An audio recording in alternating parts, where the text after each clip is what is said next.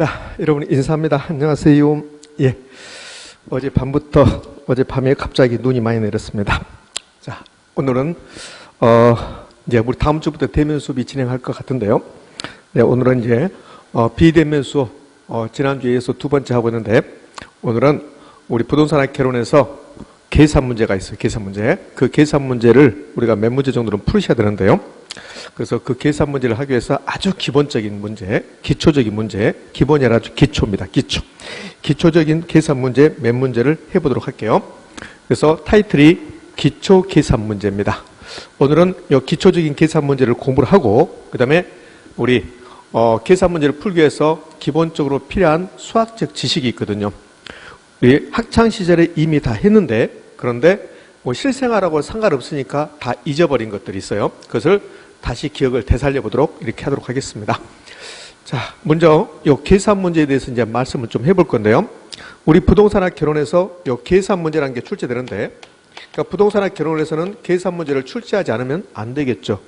왜 그러냐면 투자 이론에서 계산 문제가 나올 수밖에 없고, 특히 감정평가라는 것은 부동산의 경제적 가치를 판정하는 거잖아요. 그래서 어떤 토지를 주면서, 어떤 건물을 주면서, 이 토지하고 이 건물을 주면서 감정평가라는 것은 이 부동산의 경제적 가치를 판정하는 거잖아요.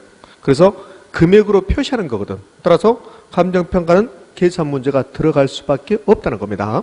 그 다음에 경제론에서 수요 공급 상호작용에 의해서 시장에서 가격이 결정되는데 그걸 균형 가격이라고 그래요. 그러면 출제자는 시장에서 수요 공급에 의해서 균형점이 결정되고 균형 가격이 결정되는데 그 가격이 얼마냐고 물어볼 수밖에 없다는 거죠. 따라서요, 부동산학 개론에서는 필수적으로 계산 문제가 들어갈 수밖에 없다. 자, 이건 필연적입니다.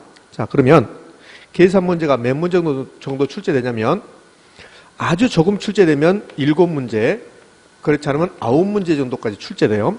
가장 많이 출제했던 해가 12문제 정도까지 출제한 적이 있습니다. 그래서 이제 작년 같은 기준은 9문제 출제했는데 7개에서 9문제를 출제한다. 그럼 평균 잡으면 8문제를 출제한다. 이렇게 보시면 될 것 같아요. 그럼 이 8문제를 출제되는데 미리 말씀드리지만, 이 부동산학 개론에서 계산 문제를 모른다 하더라도, 계산 문제를 전부 다 틀린다 하더라도 60점은 맞출 수 있습니다. 자, 24문제를 맞추면 60점이에요. 근데 계산 문제가 8문제가 나온다면 이거 다 틀린다 하더라도 이론적으로 32문제를 맞출 수가 있잖아요. 이렇게. 그러니까 32문제 가지고 출발한다 이렇게 생각해도 돼요. 그럼 32문제에서 24문제를 맞추면 된다. 이렇게 되니까 계산 문제를 전부 다 틀린다 하더라도 60점은 맞출 수 있는 겁니다.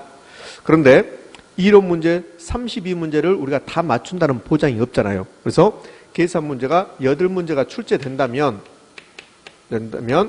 이 8문제 중에서 우리가 절반 정도는 맞출 수 있습니다. 물론 사람마다 다 달라요. 8문제를 전부 다 풀어서 맞추는 사람도 있는가 하면, 그래서 풀었는데도 불구하고 못 맞추는 사람도 있어요. 그러니까 풀기는 풀었는데 답이 잘못 나오는 이런 경우도 있단 말이에요. 그래서 이 부동산학 개론에서 8문제가 나오면 그러면 저의 욕심은 4문제입니다. 자, 근데 이 4문제를 왜 맞출 수 있냐면요, 8문제 중에서 4문제 정도가 어떤 문제가 출제되냐면 이미 출제했던 문제를 출제해요. 이미 출제했던 문제를 숫자만 바꿔서 출제하는 경향을 보입니다. 그래서 이미 출제했던 이 기출문제 형태, 얘는 우리가 맞출 수 있는 겁니다. 거의 숫자만 바꿔서 출제하는 경우도 나타나거든요. 그래서 이제 이거는 맞추는 거고, 그리고 나머지 4문제가 새로운 형태가 나올 수 있는 거죠. 신유형. 새로운 형태가 나오면 얘는 우리가 풀어서 맞춘다. 이거는 좀 곤란해요. 그래서 이 부분은 우리가 맞출 수 없다. 이렇게 단정적으로 말할 수 있습니다. 그럼 이 부분은 어떻게 해결할 것인가? 이거 다 틀려도 상관없습니다. 이거 새로운 형태의 문제가 4문제 정도 출제되면 우리는 이거 풀라고 들면 안 돼요. 그럼 이거 풀라고 들면 민법 풀 시간이 부족해지니까 얘를 굳이 풀라 하지 말고 얘는 뭐 우리 찍어야 된다. 이렇게 생각하시면 돼요. 그럼 이제 계산 문제를 하는 이유는 이미 출제됐던 문제 이 부분에서 또 나오면 숫자를 바꿔서 나오면 그거는 풀어야 됩니다. 자, 어떤 애는 8문제가 계산 문제가 출제되는데 신유형, 새로운 유형이 한 문제 정도 나오고 7문제가 전부 다 이미 나왔던 것을 숫자만 바꿔서 출제하는 경향을 보인다고요. 그런 해가 되면 그러면 계산 문제를 많이 맞출 수 있다고요. 자, 제가 주저리 계산 문제 가서 이야기하는데 여러분 결론은 이겁니다. 계산 문제를 모른다 하더라도 60점 맞는 데는 크게 지장이 없다. 그래서 계산 문제 가지고 스트레스를 받지 마시라는 거. 자, 그럼 떠나요.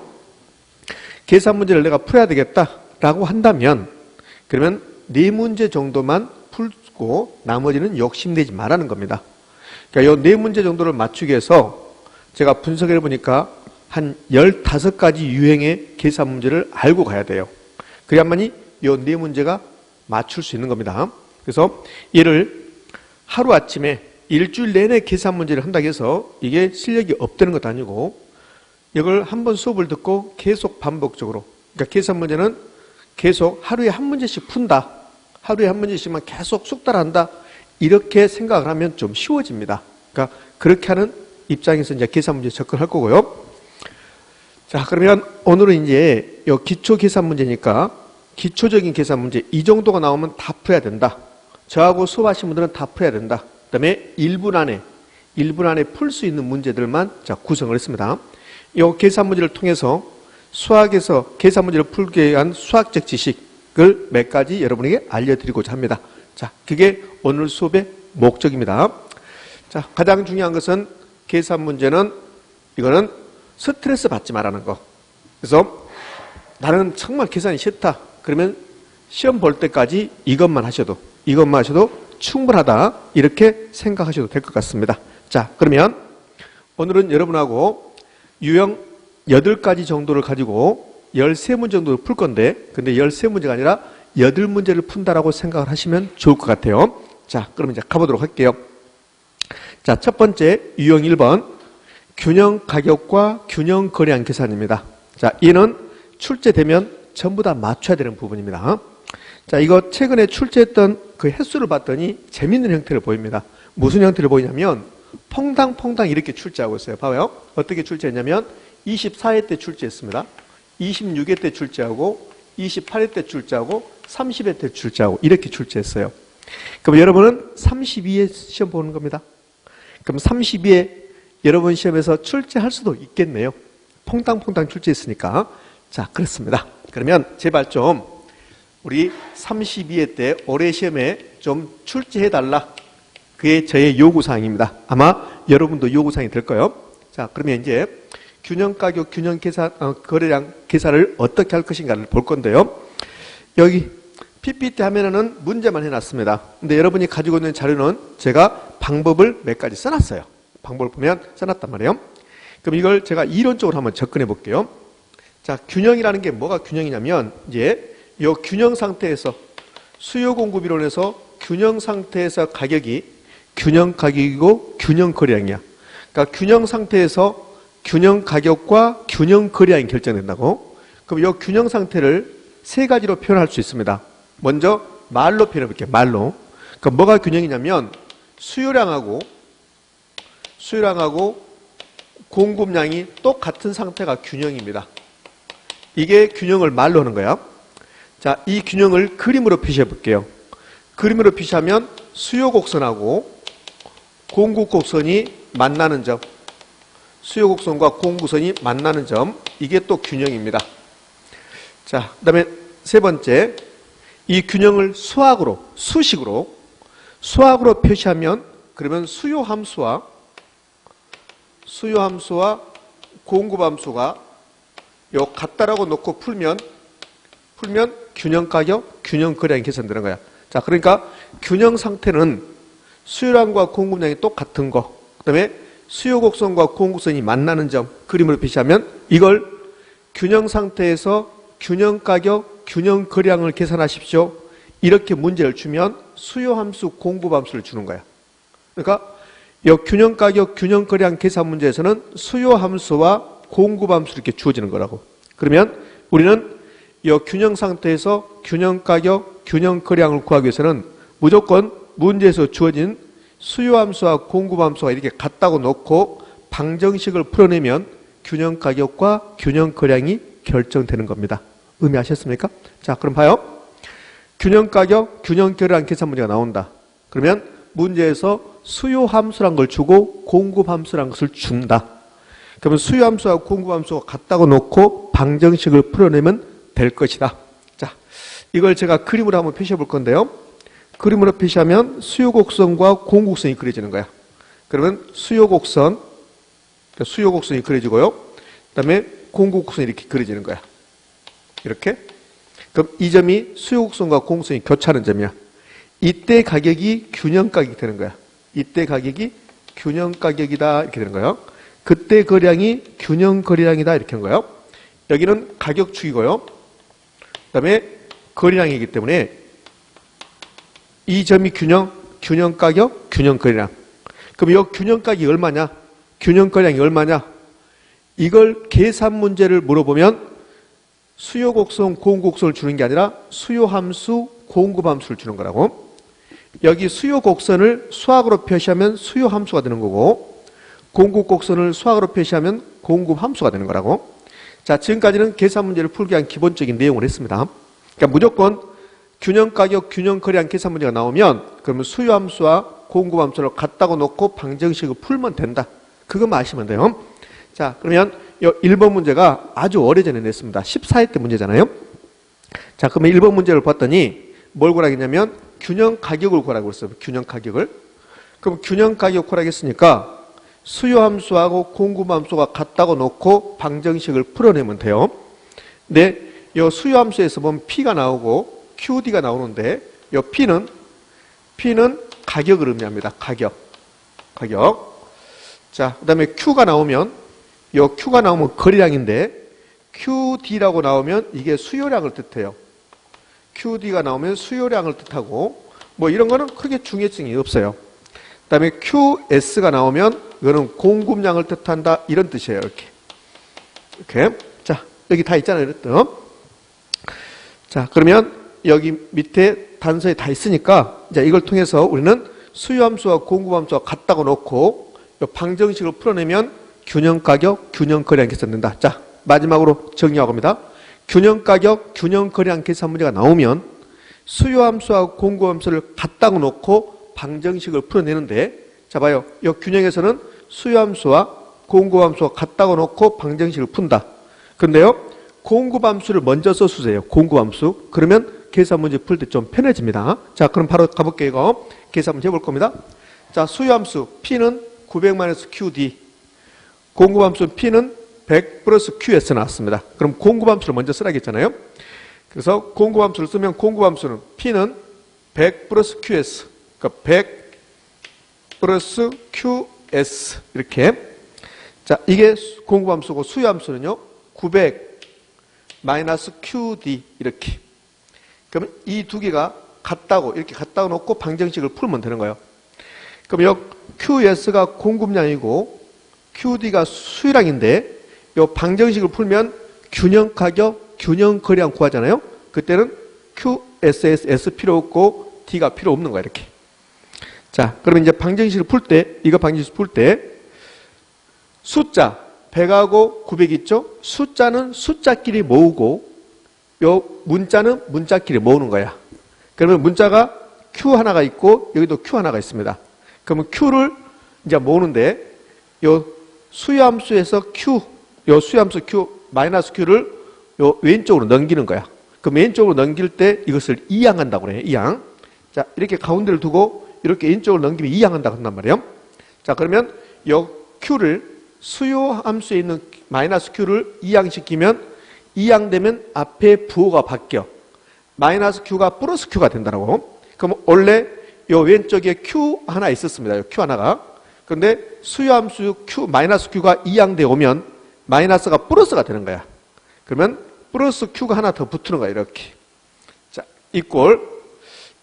오른쪽에 900이 있어서 숫자가, 그러면 요 왼쪽에 있는 공급함수에서 100이 이렇게 이항돼 가는 거야.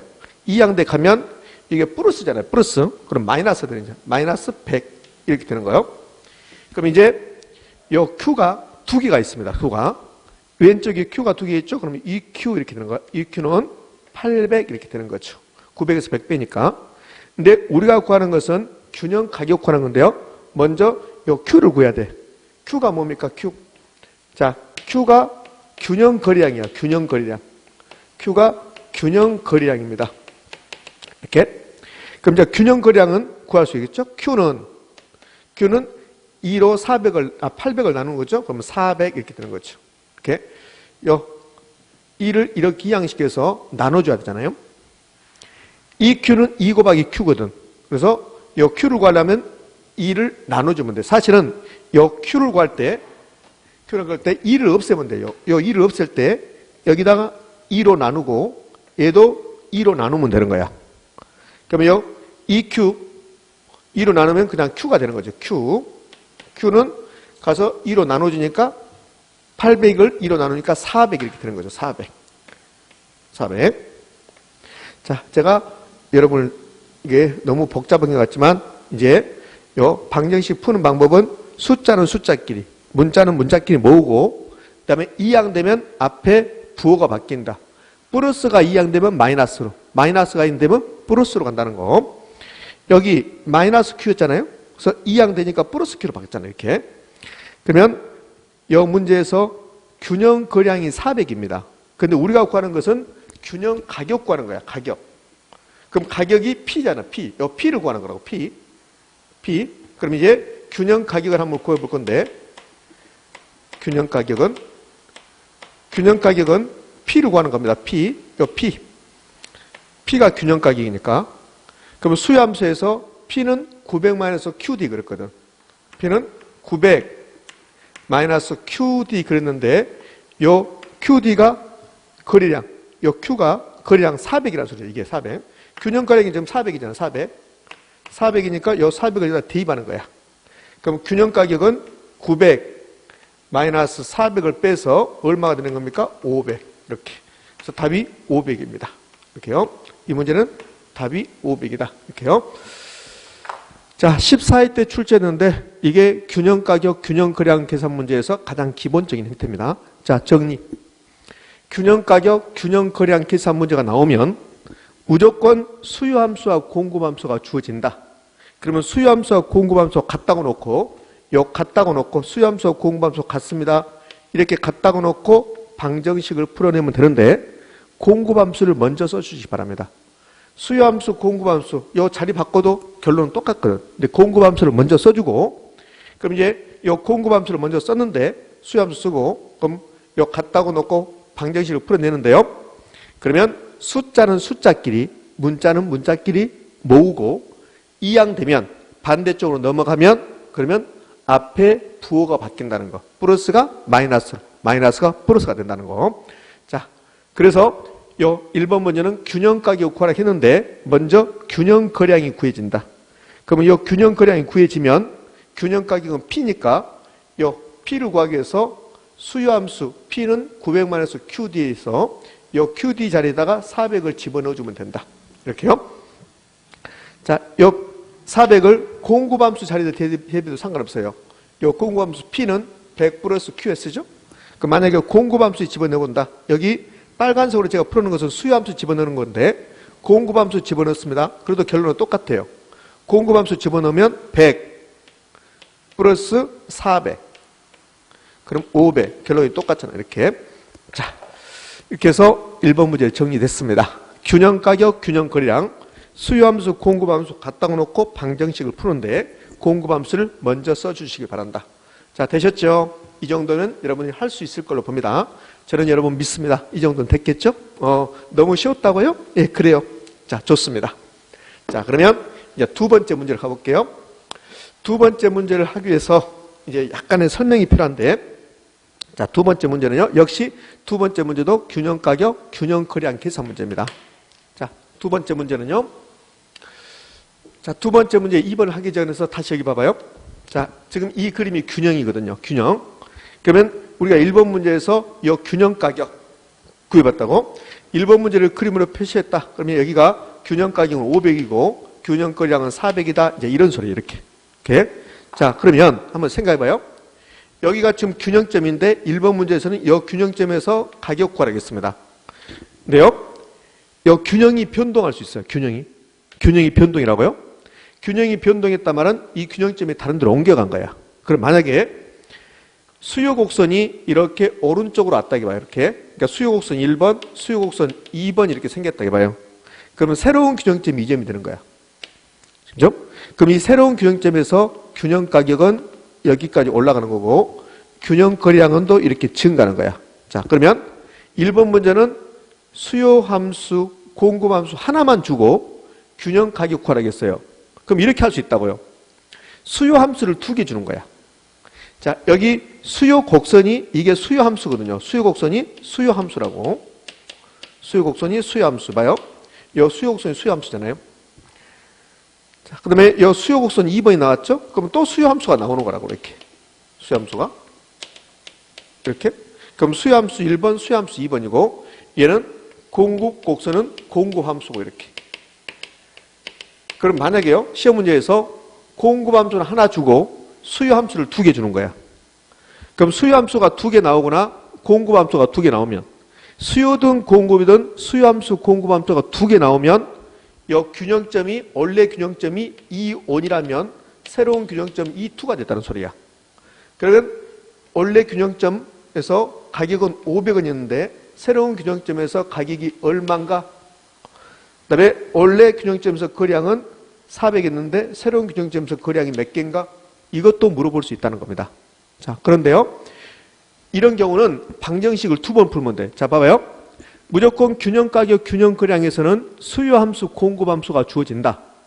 그러면 수요 함수와 공급 함수가 하나만 나오면 방정식을 하나만 풀면 되는 거야. 자, 1번을 보면, 1번 문제를 보면요.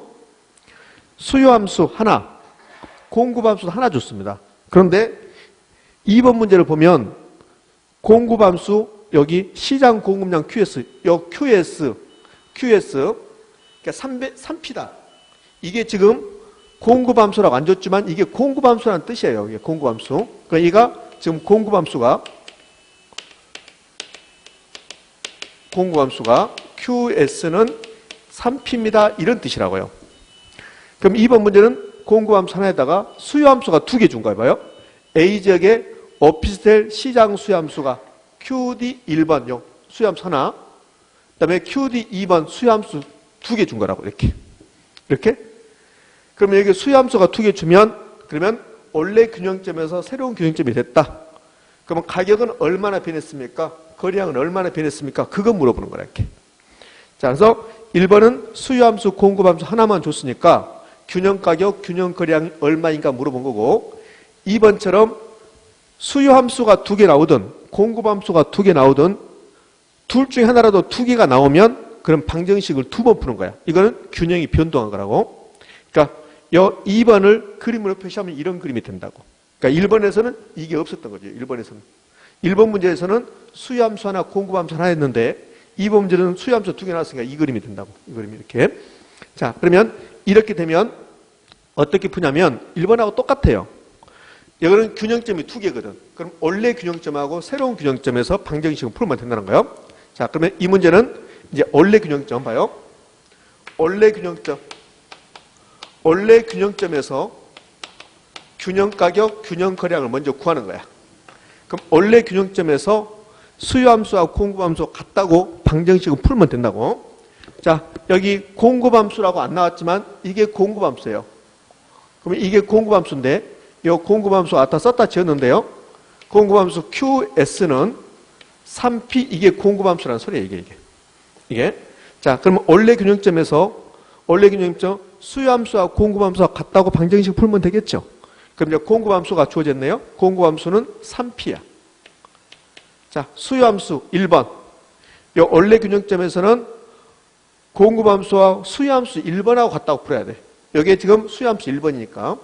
그럼 수요함수 1번은 1200-P 이렇게 된 거야. 자, 원래 균형점에서 이게 균형이라고. 그러면 숫자는 숫자끼리, 문자는 문자끼리 모으라고 했잖아요. 그럼 여기 P가 나왔어. P가. 그럼 P를 모으는 거야. 그럼 여기 오른쪽에 수요함수에 있는 마이너스 P가 이렇게 이항되면 플러스 P가 되는 거야. 그러면 왼쪽에 3P가 있었고 이 오른쪽에 수요함수에 있는 마이너스 P가 이항되고 나면 플러스 P가 되는 거고, 그다음에 1200 이렇게 그대로 있는 거고. 그럼 P는 몇 개입니까? 4개죠. 4P. 4P는 1200 이렇게 되는 겁니다. 아무것도 모르겠습니까? 그죠? 자, 그럼 이제 P를 구해야 되죠? P를 구하면, 그럼 여기서 4를 가지고 1200을 나누는 거야. 그러면 300 이렇게. 그럼 원래 균형점에서 균형 가격은 300이란 소리야. 300. 그러니까 굳이 따지자면 얘가 지금 이 그림을 온다면 얘가 300 이런 소리가 되는 거야. 이렇게. 자, 그러면 이제 거리량 구하는 겁니다. 거리량 이렇게. 자, 그럼 거리량 구하려면 요 300을 요 공급함수 P 자리에, 수요함수 P 자리에 대입하면 돼요. 그럼 이제 요 300, 요 거리량이 QS, 여기 지금 거리량을 뜻하잖아요. 물론 공급함수니까 공급량이지만 균형점에서는 수요량과 공급량이 똑같으니까 이게 이제 거리량이 된다고. 그럼 여기 Q를 구하려면 3 곱하기 요 P가 300이잖아요. 300 이렇게 하면 되죠. 그럼 얼마가 되니까 900이죠. 900. 굳이 여기다 써보면 그러면 여기가 이제 900 되는 거죠. 900 이렇게 됐습니다. 그러니까 이 문제는 원래 균형점에서는 균형 가격은 얼마가 되는 거고 300이 되는 거고 P가 가격이니까 균형 거량은 900이었습니다. 자, 그런데 이제 수요함수 하나 더 생긴 거야. 이렇게 수요함수가 더 생긴 거죠. 그럼 수요함수가 더 생기면 그러면 수요 곡선이 이쪽으로 오른쪽으로 옮겨간 거야. 이렇게 이동한 거라고. 그러니까 수요함수 2번이 생긴 거야. 그러면 새로운 균형점이 2점이 되니까 이 점은 원래 공급함수하고 새로운 수요함수하고 이제 같다고 놓고 방정식을 풀면 돼요. 자, 그러면 새로운 균형점. 자, 하자고요. 새로운 균형점에서는 저는 공급함수를 먼저 써주죠. 새로운 균형점이든 원래 균형점이든 공급함수는 안 바뀌었어요. 공급함수는 요 3P를 안 바뀌었죠. 그러면 3P는 이제 수요함수, 두 번째 수요함수가 나오죠. 1600 마이너스 P 이렇게 나왔습니다. 그럼 이제 요 P를 이항시켜야 되죠. 마이너스 P를. 그러면 3P 플러스 P 1600 되는 거죠. 그러면 4P는 1600 되는 거고, 그럼 P는 얼마가 되는 겁니까? 400이 되는 거죠. 이렇게. 그러면 새로운 균형점에서 균형 가격, 여기는 400이 되는 거고요. 자, 이제 거리량 구해야 되겠죠? Q를 구해야 되죠. Q. 그럼 요 400을 수요함수 P 자리에 대입하든 공급함수 P 자리에 대입하든 똑같아요. 자, 그러면 요 공급함수 P 자리 3 곱하기 400. 그러면 1200이 되는 거죠. 1200. 자, 그러면 1200이 되는 거죠. 그러니까 새로운 균형점에서 거리량은 1200 이렇게 되는 거예요. 이렇게. 그러면 이 문제는 뭘 물어봤냐면 시장의 균형 가격과 균형 거리량 변화는 물어봤습니다. 그럼 균형 가격은 300에서 400으로 100이 상승을 했고, 자, 거리량은 900에서 1200으로 300이 증가했습니다. 예. 자. 그러니까 2번 문제는 지금 수요함수가 2개 나왔죠? 그럼 수요함수가 2개 나오면 공급함수를 하려니까 공급함수하고 원래 수요함수가 같다고 하나 풀고 공급함수하고 새로운 수요함수가 같다고 방정식 하나 풀면 되죠. 그러니까 방정식을 2번 풀어버리면 그러면 2번 문제 해결이 되죠. 자, 그러면 이제 2번 문제는 1번 문제하고 똑같은데 방정식 하나 더 푼다. 그것만 하시면 되죠. 2번 문제는 수요함수를 2개 줬지만 반대로 공급함수를 2개 줄 수 있어요. 수요함수는 하나만 주고 공급함수를 2개 줄 수 있죠. 그때도 방정식은 2번 푸는 거예요. 2번. 그러니까 수요함수든 공급함수든 둘 중에 하나가 2개가 나오면 방정식은 2번 풀면 된다. 그게 끝이에요. 자, 이렇게 해서 균형 가격, 균형 거리량 계산 문제를 여기서 마무리합니다. 자, 좀 더 깊은 내용도 있습니다. 좀 더 깊은 내용도 있는데 우리가 지금 기초 과정이니까 이 정도 문제를 풀어주셔야 한다는 거. 그럼 이 균형 가격, 균형 거리량 계산 문제를 풀 때, 자, 우리가 기본적인 수학 지식은 방정식 풀 때 이항되면 반대쪽으로 넘기면 그러면 부호가 바뀐다는 거. 플러스가 마이너스로, 마이너스가 플러스가 된다는 거. 그것만 기억하시면 됩니다. 자, 그래서요. 균형 가격, 균형 거래량 계산 문제를 해봤는데 이 정도의 문제가 그동안 출제됐었습니다. 자, 이제요. 두 번째 유형으로 갑니다. 두 번째 유형은 탄력성이라는 부분이 있어요. 이 탄력성은 균형 가격, 균형 계산 문제보다 균형 가격, 균형 거래량 계산 문제보다 더 자주 출제됩니다. 이 탄력성 관련해서요. 24회 때, 22회 때, 24회 때, 26회, 27, 28, 30 이렇게 계속 출제하고 있어요. 그러니까 여러분 시험에서도 탄력성을 출제할 가능성이 매우 높습니다. 자, 그러면 탄력성을 출제하면 탄력성은 수요 탄력성이 있고 이렇게 그 다음에 공급 탄력성이 있어요. 근데 공급 탄력성은 아직도 계산 문제를 출제한 적이 없습니다. 수요 탄력성만 계산 문제 출제하거든요. 자, 그러면 탄력성 계산 문제가 나오면 또 탄력성 계산 문제가 나왔습니다. 계산 문제 그러면 무조건 공식 이용하는 거예요. 공식 이용. 자, 문제에서 계산 문제 나오는데 탄력성이라는 말 나왔다. 그러면 거의 100% 공식을 이용하면 쉽게 탄력성 계산 문제를 풀 수 있는 겁니다. 그래서 탄력성 계산 문제는 여러분이 탄력성 공식을 암기하는가 그거 물어본 거와 똑같아요. 그러니까 무조건 공식을 암기하신다는 거. 자, 지금부터 공식 암기하도록 할게요. 자, 수요 탄력성 계산 문제니까 수요 탄력성 공식을 암기해 보도록 합니다. 기초 입문 과정에서 탄력성, 수요 탄력성을 세 가지를 배웠습니다. 기억이 남겠습니까? 기억이 안 난다고요? 자, 가볼게요. 자, 첫 번째, 수요의 가격 탄력성. 수요의 가격 탄력성을 우리가 배웠어요. 그럼 이 수요의 가격 탄력성 공식을 알아야 돼요. 근데 공식을 억지로 외우지 마라 그랬습니다. 수요의 가격 탄력성 공식은 이렇게 하자고 그랬어요. 기억나실까요? 이렇게 한다고 그랬습니다. 이렇게. 수요를 가격으로 나눈다. 그게 수요 가격 탄력성이다. 자, 그러면 수요의 가격 탄력성 자, 써볼 건데 분수식이고요. 요 수요를 가격으로 나눈다. 그러면 수요인데 정확하게는 수요량이고 그다음에 가격으로 나눈 거죠. 수요량을 가격으로 나눈 건데 근데 탄력성은 D가 변화율이 붙은다. 그래서 수요의 가격 탄력성은 수요량의 변화율을 가격 변화율로 이렇게 나눈 것이다. 이게 수요의 가격 탄력성 공식. 이 공식을 알아야만 풀 수 있다. 자, 두 번째 공식으로 갑니다. 자, 두 번째 공식은 수요의 소득 탄력성입니다. 그러면 수요의 소득 탄력성, 이 공식을 알아야만이 수요의 소득 탄력성 관련해서 문제를 풀 수 있을 것이다. 자, 그러면 수요의 소득 탄력성도 해볼 건데요. 색깔을 좀 바꿔볼까요? 수요의 소득 탄력성은 수요를 소득으로 나눈 것이다. 그러면 이제 공식 만들어 봐요. 자, 수요의 소득 탄력성은 수요량 분자, 요 위에가 분자입니다. 밑에가 분모고, 뭐 분자 분모를 물어보진 않겠지만, 그럼 수요량을 소득으로 나눈 거죠, 이렇게. 이게 수요의 소득 탄력성이다. 근데 뒤에 변화율이 붙어야 되겠죠. 변화율, 자, 퍼센트. 그 다음에 수요의 소득 탄력성이니까 소득 변화율, 분모가 올라가는 거예요. 분모가 이렇게 써지는 거예요, 이렇게.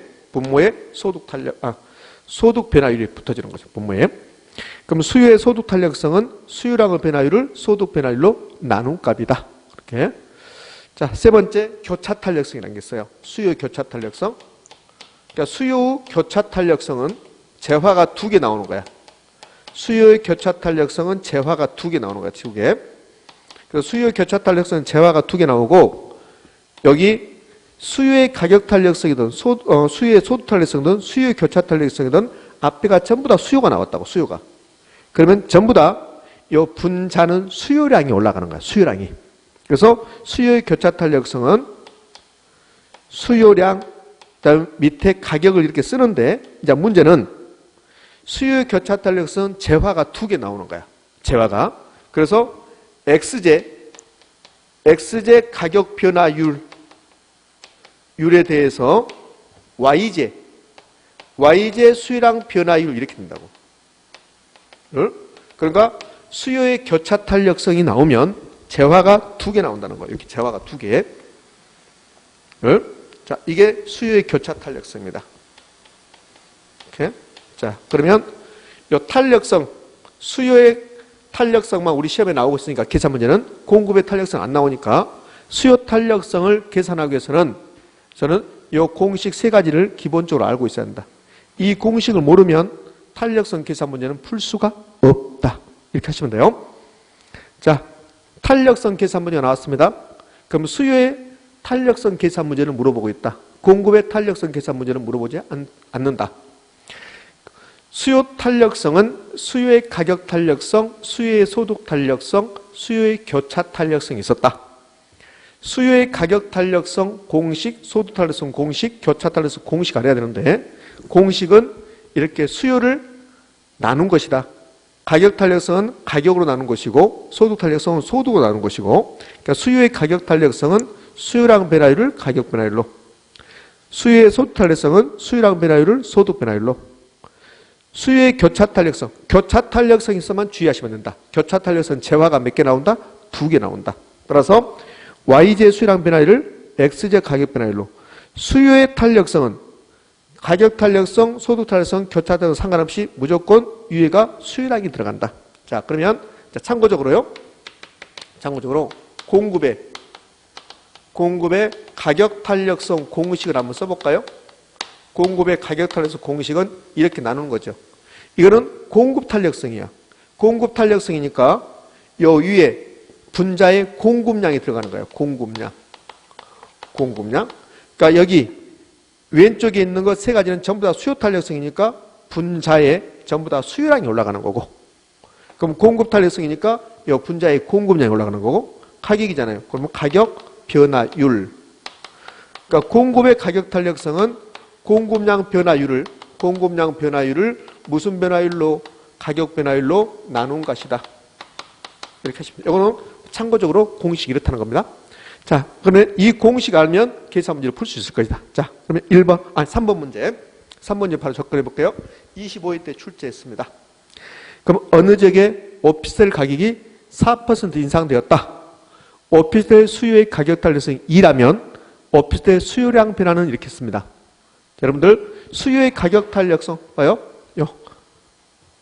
요 격자 하나 빠져야 되는데요. 예, 미안합니다. 수요의 가격 탄력성이 2라고 이렇게 주어졌어요. 그럼 수요의 가격 탄력성이 2라고 주어지면 요 공식을 만드는 거야. 자, 수요의 가격 탄력성 공식 만들어 보자고요. 오피스텔 수요의 가격 탄력성입니다. 오피스텔 수요의 가격 탄력성이요. 자, 공식. 오피스텔 수요량이 분자로 가고 밑에는 오피스텔 가격이 이렇게 밑에 분모에 써지는 거야. 뒤에는 변화율이죠. 변화율. 자, 이게 몇 나왔습니까? 이게 2가 나왔다는 거야. 자, 그러면 만약에 오피스텔 가격이 10%가 변화했다. 그러면 오피스텔 수요량은 20%가 변화해야 되겠죠. 그러니까 2 나오겠죠. 이렇게요. 자, 그러면 이제 이렇게 탄력성 계산 문제가 나오면 이렇게 공식을 만들어주고, 이 공식 만들어주는 게 우리 목이야. 여러분 목이라고요. 그리고 나서는 문제에서 시킨 대로 따라가 주면 돼요. 자, 이 문제를 봤더니 오피스텔 가격이 4% 인상됐대. 그럼 4%가 이렇게 인상됐대. 4%가 이렇게 4%가 올라갔답니다. 자, 여기서 이제 주의할 거. 그러면 오피스텔 수요량은 어떻게 변합니까? 이렇게 나왔어요. 오피스텔 수요량은 변화는 이렇게 나왔습니다. 이 변화란 말은 수요량이 증가, 감소. 수요량이 증가합니까? 감소입니까? 그 말이에요. 변화라는 것은 증가, 감소가 변화니까. 그러면 봐요. 오피스텔 가격이 요 4% 있는 거 보지 말라고요. 오피스텔 가격이 올라갔대요. 자, 여기 4% 보지 말고 오피스텔 가격이 올라갔답니다. 인상됐어요. 이렇게. 그럼 오피스텔 수요량은 증가합니까? 감소입니까? 가격이 어떤 물건의 가격이 올라갔습니다. 그럼 수요량은 증가, 감소? 감소입니다. 이게 수요 법칙이란 거야. 가격이 올라가면 수요량은 감소하겠죠? 그러니까 가격이 이렇게 올라갔습니다. 그럼 수요량은 감소죠. 감소. 근데 몇 퍼센트 감소할까? 몇 퍼센트? 요 수요의 가격 탄력에서 2가 나왔잖아요. 그럼 여기 수요량을 계산하려면 이 두 개를 곱해주면 돼. 이렇게. 그래서 8%가 감소 이렇게 하지. 그래야만 2가 나올 거니까 이렇게. 자, 요 3번 문제는 두 가지를 동시에 물어보는 거야. 뭘 동시에 물어보냐면, 봐요. 수요의 가격 탄력성 이 공식하고, 그 다음에 가격이 올라가면, 요 가격이 상승하면 수요량은 어떻게 돼요? 감소하는 거죠. 감소. 그러니까 요 3번 문제는 두 가지를 동시에 물어본다. 어떻게 물어보냐, 뭘 물어보냐면 수요의 가격 탄력성 공식하고 수요 법칙을 물어보는 거야. 수요 법칙. 왜? 여기 이 문제 봐요. 이 문제를 여기 4% 빼봐요. 빼고 오피스텔 가격이 올라갔대. 그러면 오피스텔 수요량은 어떻게 됩니까? 수요량은 감소하는 거지. 감소. 가격이 올라갔으니까. 근데 이제 구체적으로 몇 %가 감소합니까? 그럼 8%가 감소 이렇게 되지. 그러니까 이 문제는 8%가 감소. 자, 이 문제 낼 때 이렇게 됐다고요? 자, 1번 이렇게 됐다고. 1번 8% 증가. 2번 8% 감소 이렇게 했다고 이렇게. 이렇게? 그럼 답이 1번하고 2번 중에서 이제 어떻게 할 것인가? 그러니까 2번이 답이죠. 2번이 답. 왜? 가격이 올라갔으니까 수요량 감소해야 되니까. 이게 수요 법칙이니까. 의미 되셨습니까? 네, 그래요. 자, 그래서 3번 문제를 통해서 우리는 수요의 가격 탄력성 아주 기본적인 계산 문제를 해봤습니다. 탄력성이 나오면 무조건 공식 이용한다는 거. 공식 이용한다. 자, 우리 열심히 하셨으니까 이거 한번 해볼까요? 자, 아파트 수요의 가격 탄력성이 3이다. 자, 이때 가격이 10%가 하락했다, 떨어졌다. 그러면 아파트 수요량 변화는 어떻게 됩니까? 아파트 수요량 변화는 어떻게 됩니까? 이렇게 물어봤어요. 이렇게 물어봤습니다. 자, 그러면 수요의 가격 탄력성 이렇게 줬잖아요. 이렇게 줬으니까 공식 이용하는 거야. 자, 공식 아파트 수가탄 아파트 수요의 가격 탄력성 아파트 수요의 가격 탄력성 공식을 써보자고요. 그러면 여기 분자는 아파트 수요량이고 분모는 아파트 가격 이렇게 되겠죠. 내 탄력성이 3 나왔대. 3 이렇게. 3 나왔습니다. 자, 아파트 가격이 10%가 떨어졌대요. 10%가 떨어졌답니다. 이렇게. 그러면 수요량은 어떻게 됩니까? 이렇게 물어보잖아요. 그럼 가격이 떨어졌으니까 수요량은 증가하겠죠. 증가. 근데 3이 나왔으니까 몇 퍼센트? 30% 증가하겠죠. 이렇게. 자, 3번 문제를 통해서 우리는 수요의 탄력성 계산 문제를 해봤는데요. 수요의 탄력성 계산 문제가 나오면 탄력성이라고 나오는 순간 뭐 만든다? 공식 만들어낸다. 공식에다 대입을 하면 그러면 문제는 풀릴 것이다. 자, 이렇게 해서 첫 번째 시간 이제 마무리할 겁니다. 자, 첫 번째 시간에는 균형 가격 계산 문제 해봤고, 그다음에 수요의 가격 탄력성 계산 문제를 정도 해봤습니다. 자, 두 번째 시간은요, 계속 이제 4번부터 해서 탄력성 계속 이어가도록 할게요. 자, 첫 번째 시간은 여기서 마무리하도록 합니다.